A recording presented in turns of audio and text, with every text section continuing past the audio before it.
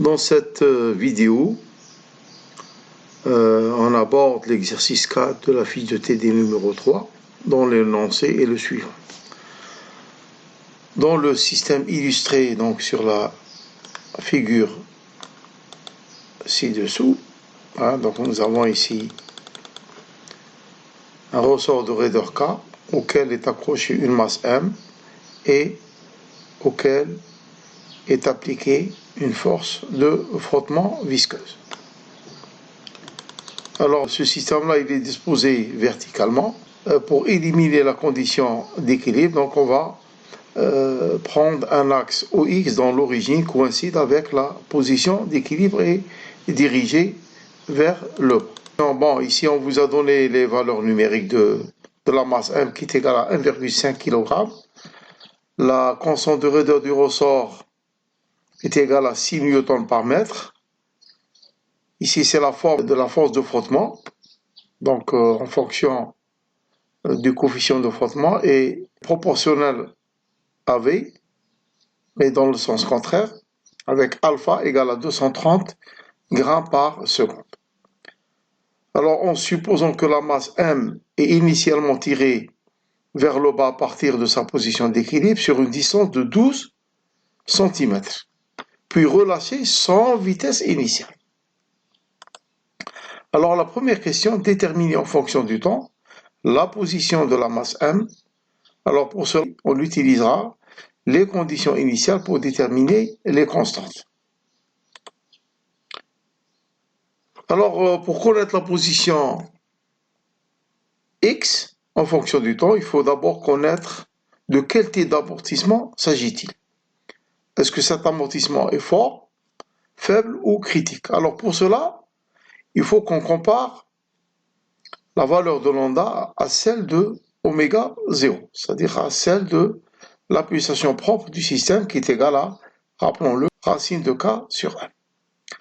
Alors, pour connaître la valeur de lambda, donc c'est simple, donc puisqu'on nous a donné la valeur de alpha et de la masse m, donc on va remplacer alpha par 0,23 kg après l'avoir converti, et la masse m par 1,5 kg. Donc ce qui va nous donner une valeur de 0,077 secondes moins 1.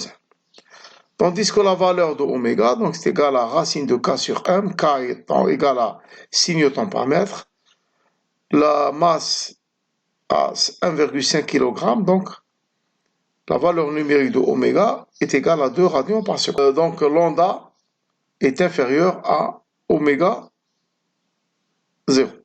Donc ce qui nous donne donc le cas de l'amortissement faible que l'on a vu en cours et dont la position est donnée par la relation suivante, par la relation donc qu'on a déjà vu en exercice 1 et au cours, donc x de t égale à c exponentielle moins lambda t cosinus oméga t plus phi. Alors en dérivant x par rapport au temps, on va obtenir la vitesse du mobile, donc est égal à moins c exponentielle moins lambda t, facteur de lambda cosinus oméga t plus phi, plus oméga sinus oméga t plus phi. Alors je rappelle que oméga ici diffère de la pulsation propre. Donc oméga ici c'est la pseudo-pulsation, telle qu'on l'a définie également en cours et dans l'expression est donnée par racine de oméga 0 carré moins lambda au carré. Donc si on veut connaître sa valeur numérique, donc il n'y a qu'à remplacer oméga 0 par sa valeur et lambda par sa valeur et on obtient ici 1,9985 radians par seconde. Alors pour ce qui est des constantes à déterminer ici, c'est C et phi, donc qui sont déterminées par les conditions initiales. Alors on nous a dit que la masse M est tirée vers le bas de 12 cm et à l'instant T, elle est lâchée de son vitesse initiale. Donc ici, pour exprimer ça à travers les équations, donc x à l'instant T égale à 0, c'est égal à 12 cm. Et puisque la relation de x en fonction du temps, c'est C exponentielle moins lambda t cosinus oméga t plus phi. Donc, il n'y a qu'à remplacer le temps t par 0. Donc, lorsqu'on le remplace par 0, donc ici, on obtient exponentielle 0, donc c'est 1. Et puis ici, cosinus oméga 0 plus phi, donc c'est cosinus phi. Donc, C cosinus phi égale à 12 cm. Alors, pour la seconde condition initiale, elle est déterminée donc par la vitesse V. Et ici, on nous dit que dans l'énoncé, que la masse M est lâchée sans vitesse initiale, c'est-à-dire x à t égale à 0 doit être égal à 0. Et puisque l'expression de la vitesse est donnée par cette relation-là, lorsqu'on a dérivé x par rapport au temps, donc il suffit de remplacer le temps t par 0 partout. Donc lorsqu'on le remplace ici, donc c'est moins c exponentielle moins lambda fois 0, donc il va nous donner 1, puis lambda cosinus oméga fois 0 phi plus phi, donc ça va nous donner lambda cosinus phi. Donc lambda cosinus phi et le moins c, on le retrouve ici. Pour le deuxième terme, on aura donc oméga sinus oméga fois 0 plus phi, donc oméga sinus phi. Donc on retrouve ici. Et le tout égale à 0 puisque la vitesse initiale, elle est nulle. Alors en mettant moins c oméga sinus phi dans le premier membre et le second terme dans le second membre, après avoir simplifié c de part et d'autre de l'équation, puis en divisant sinus phi par cosinus phi, on va obtenir tangente phi. Donc tangente phi égale à moins lambda sur oméga. Et oméga ici, c'est donc la pseudo-pulsation que l'on va remplacer par son expression ici. Alors, pour l'application numérique, donc on va remplacer lambda par 0,0777 qu'on a trouvé un peu plus haut. Pour oméga, on l'a trouvé ici, hein? Donc on va le remplacer à ce niveau-là, et on va obtenir tangente phi égale à moins 0,0384. En utilisant donc une calculatrice, donc en faisant attention aux angles, qui peuvent être soit en degrés, soit en radians. Donc ici, phi, ça va être égal à 0,0383 radians. Alors, plus ou moins pp. Alors, p ici, c'est un nombre relatif. Donc, c'est un nombre entier qui peut être soit positif, soit négatif. Et phi ici peut être aussi donné en degrés. Alors, degrés, donc moins 2,206 degrés. Comme on le voit ici, donc phi très, très petit. Hein, très petit. Plus ou moins pp. Donc, si on utilise des degrés ici, donc pi ici, on va le remplacer par 180 degrés. Alors, après avoir déterminé donc la valeur de phi, donc on peut déterminer son cosinus.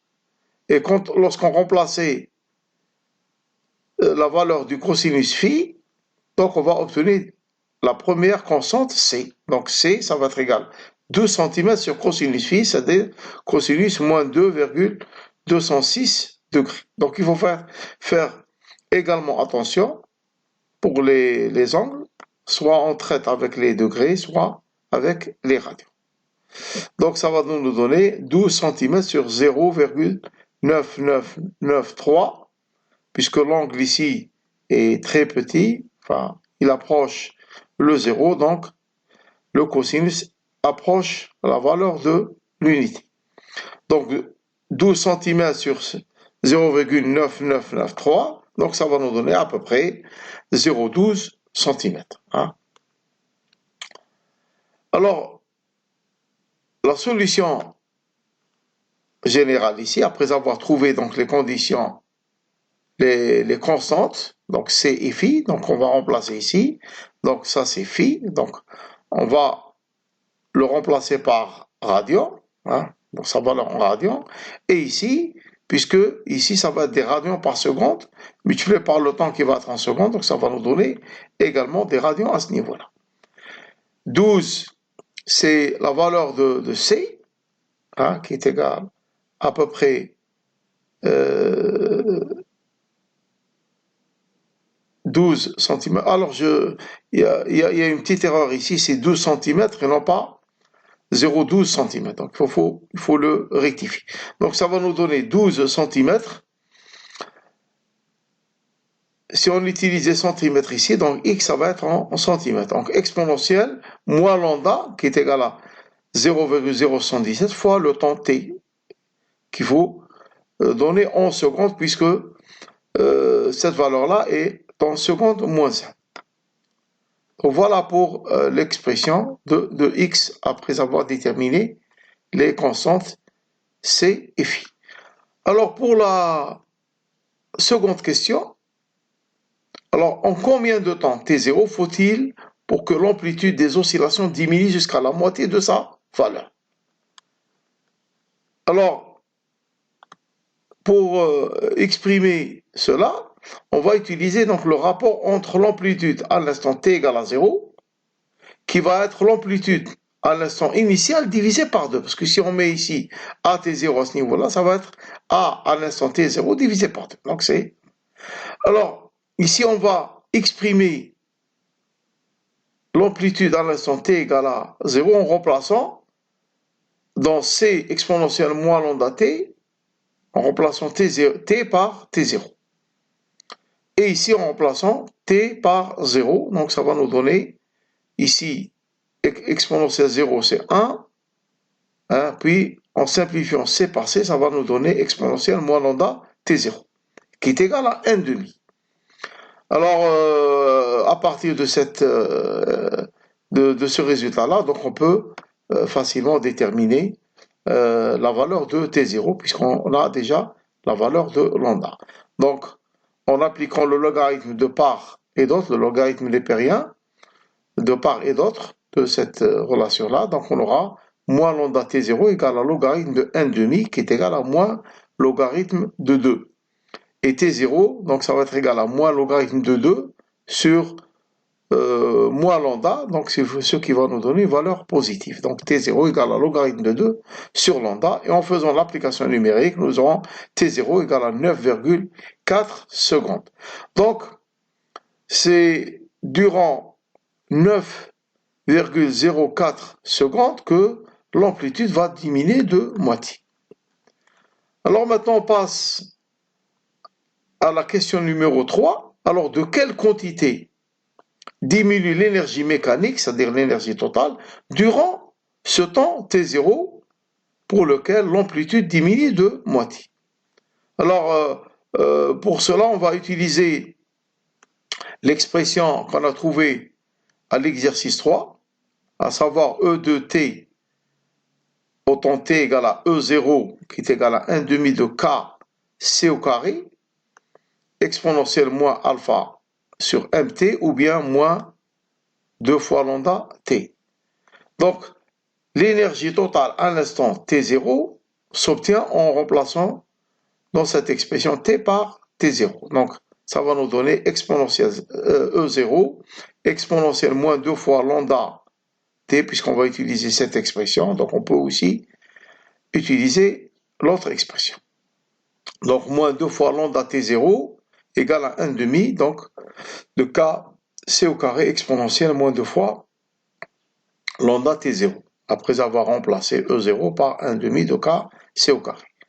Alors, pour l'application numérique, donc, on va remplacer, puisque le temps t il a été déjà calculé, c'est 9,04 secondes, donc on va remplacer à ce niveau-là, hein, donc voilà, il est ici, à ce niveau-là, pardon, à ce niveau-là, et puis c'est ici c'est lambda, donc moins 2 lambda. La constante de raideur, elle est égale à 6 newtons par mètre, et ici c'est 12 cm, donc on va convertir en mètres, parce que ici on n'aura que des unités dans le système international pour trouver des joules pour l'énergie. Donc en faisant le calcul ici, on va obtenir 0,04 432, 0,0432 exponentielle moins 1,386. finalement l'énergie à l'instant T0 pour lequel l'amplitude diminue de moitié, donc on aura égal à 0,0108 joules. Et E0 ici, c'est l'énergie donc totale initiale, c'est-à-dire à l'instant T0, égale à 0,0432 joules. Alors maintenant, pour exprimer la perte de l'énergie durant le temps T0, donc ça va être l'énergie totale à l'instant initial moins l'énergie totale à l'instant T0. Donc puisque ces valeurs-là ont été déterminées ici, hein, donc en rouge et en bleu, donc on va remplacer ici l'énergie totale à l'instant T égale à 0 et l'énergie totale à l'instant T0. Ce qui va nous donner 0,032 joules. Voilà donc la perte d'énergie. Alors on peut aussi déterminer la perte relative. On va également donc déterminer la perte relative en faisant delta de ET par rapport à l'énergie initiale. C'est l'énergie initiale. Donc on va mettre ici la perte, c'est 0,032 joules sur 0,0432 joules. Ce qui va nous donner 0,75, c'est-à-dire 75%. C'est-à-dire que l'énergie totale va diminuer de 75% au cours du temps T0 donné par 9,04 secondes. Alors pour la question numéro 3, alors combien d'oscillations la masse M a-t-elle accompli durant ce même instant T0? Calculer le décrément logarithmique et le rapport d'amortissement delta de l'oscillateur. Alors pour déterminer le nombre d'oscillations en T0, alors on sait qu'une oscillation dure une pseudo-période T. Donc on va diviser le temps T0 par la durée d'une seule oscillation pour trouver le nombre d'oscillations.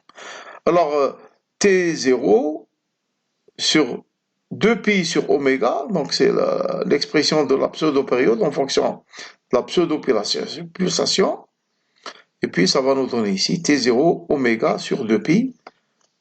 En application numérique, ça va nous donner 9,04 secondes pour T0. Oméga, c'est 1,9985 radians par seconde. Et puis ici, c'est 3,14 radians. Donc on va obtenir 2,88 oscillations, à peu près 3 oscillations, au cours desquelles l'amplitude va diminuer de moitié. Alors pour ce qui est du décrément logarithmique, qu'on a déjà vu lors d'un des exercices de ce TD, et en cours également, donc D égale à lambda fois la pseudo-période T, qui est égale à cette valeur-là, en remplaçant lambda et oméga par leur valeur, 0,0117 secondes moins 1 et 1,9985 radians par seconde. Donc on va obtenir ici un nombre sans dimension, hein, donc ici qui est égal à 0,241. Donc il exprime la diminution de l'amplitude au cours d'une pseudo-période. Alors cette diminution, donc elle est le décrément logarithmique donc sera de 24,1%. Ça exprime donc cette diminution. Enfin, le rapport d'amortissement, donc il est donné par lambda sur oméga 0. Alors lambda c'est 0,077 secondes moins 1. Oméga 0 c'est 2 radians par seconde, donc ce qui va nous donner à peu près 0,04. Donc c'est un nombre également sans unité. Alors je vous remercie de votre attention et je vous dis au revoir et au prochain exercice.